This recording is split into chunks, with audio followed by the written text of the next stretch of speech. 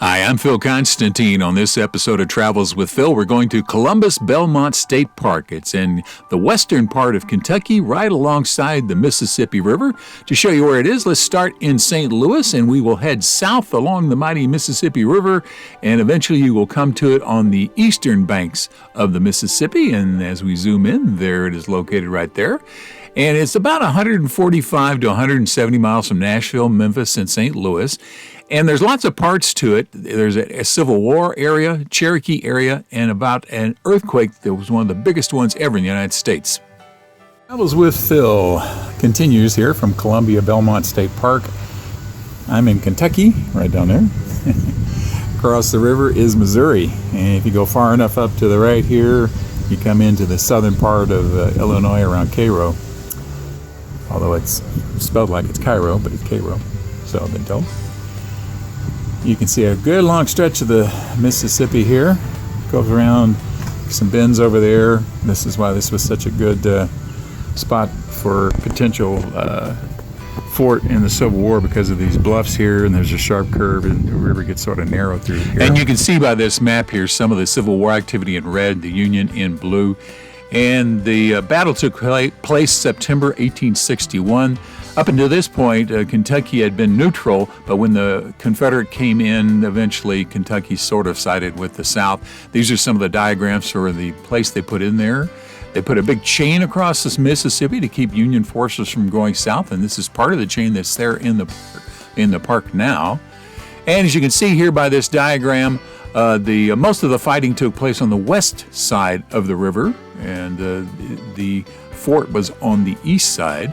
Now, both sides claimed victory. Grant's troops initially pushed the Confederates back, but Confederates reinforced and made the Union forces retreat and leave the area. Now, Grant said, "The victory was complete. Such courage will ensure victory wherever our flag may be borne and protected by such a class of men."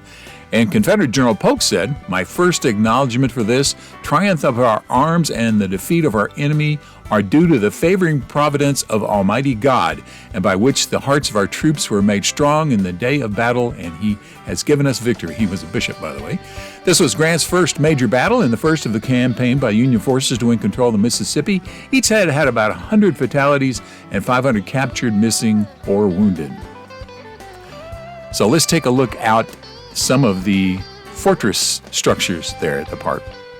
Travels with Phil continues. These are the earthworks at Columbus-Belmont State Park. This would have been Fort DeRussy, which would have been a Confederate fort just along the Mississippi River. On the westernmost edge of Kentucky, across the river, is Missouri.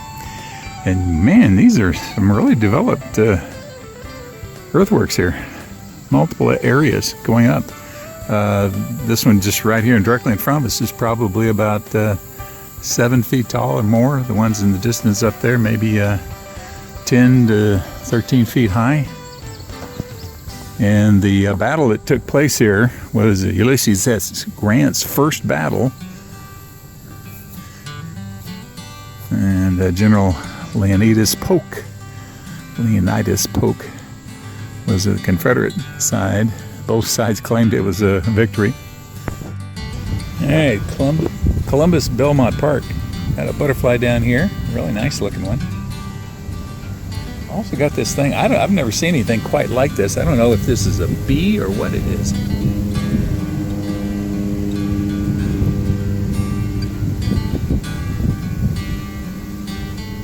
It doesn't look like a bee from the front end, but in 1838, John Binge led 1,100 Cherokees here, and they stayed here for about 10 days to be ferried across the river, according to this sign right here.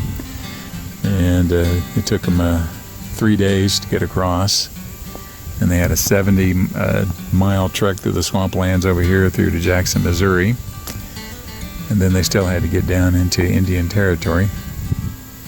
Here's some of the details you can see here on the sign.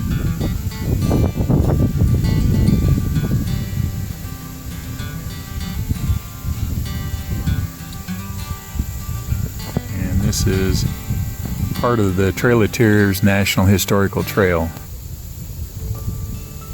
There are a couple of small signs here in the park. but not a lot.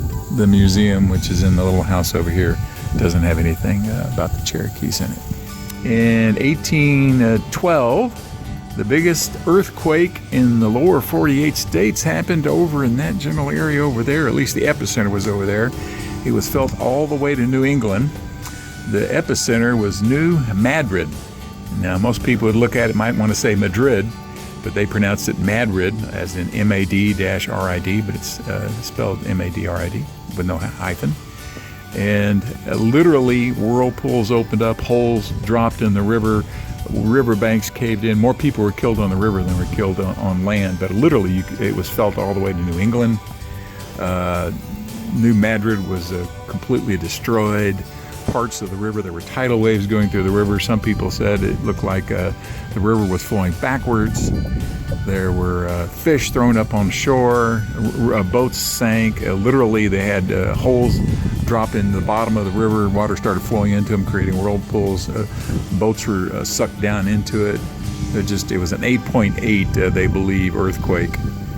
And so just a tremendous, and again, that's bigger than anything that's ever happened in California or the Pacific Northwest. The only place had a bigger earthquake has been up in Alaska, as far as the United States is concerned. Thank you very much for watching this video. Please feel free to make comments below, as long as the language is family friendly. And if you like this video, please click on the thumbs up button below.